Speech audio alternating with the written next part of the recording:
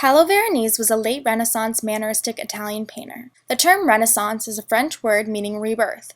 The Renaissance was a cultural movement from the 14th to the 17th century, spreading through the rest of Europe. Renaissance art sought to capture the experience of the individual beauty and mystery of the natural world. Art during this time was seen as a branch of knowledge, valued both as lessons and as aids of worship. Italian cities became more important as trade centers. This wealth helped sustain the political and social changes that were occurring at this time. Most of the art produced was for wealthy merchant families or religious rituals donated by patrons. This is important because it was how artists like Paolo Veronese made money.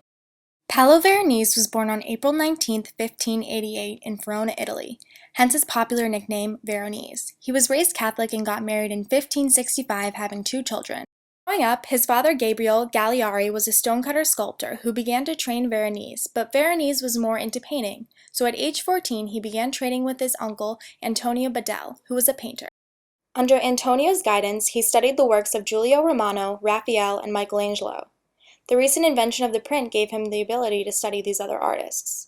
Paolo is considered one of the most famous representatives of the Venetian school of painting. He was trained in the culture of Mannerism, but eventually developed his own preference for a more radiant palette. Verona had so many painters that there was little outlet for his abilities, so at age 20, Veronese went to Mantua with 3 other painters, creating The Temptation of St. Anthony. Veronese was most famous for large history paintings of both religious and mythological subjects. Although his approach to composition, narrative, and coloring was crucial for Veronese, his work is characterized by principles of harmony and compositional cohesion. He hoards his primary tints and highlights, he used bright colors and rich detail, and was especially sensitive to the varying textures of fabric, stone, and the sky. Spacious paintings were definitely his element. The Wedding at Cana is a massive oil painting that contains about 120 figures or heads. It was hung at a height of 2.5 meters from the ground, and it was designed to create an illusion of expanded time. He started it in 1562 and finished it in 1563. Interestingly, several of them are portraits, some without sufficient reason. Paolo Veronese himself is the figure playing the violin. It was commissioned for the Benedictines monastery in Venice. In 1797, the painting was confiscated, rolled up, and shipped to Paris by Napoleon's troops. It is now on display in the Musée du Louvre in Paris, and it is the largest painting there. The Last Supper was originally for Santi Ganavani e Paolo in 1573, but it is now located in Gabriele di Accademia. This oil painting was one of the largest canvases of the 16th century. It was to replace an earlier work by Titian that was destroyed in the fire of 1571. However, this painting led to an investigation by the Roman Catholic Inquisition. He was charged with having included improper figures in a religious composition. He wittily defended himself and was given 3 months to correct the painting at his own expense. Instead of revising the painting, he just changed the title.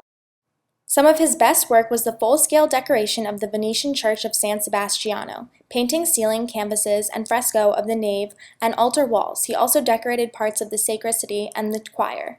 Paintings behind the choir depicted the life of Saint Sebastiano, to whom the church is dedicated.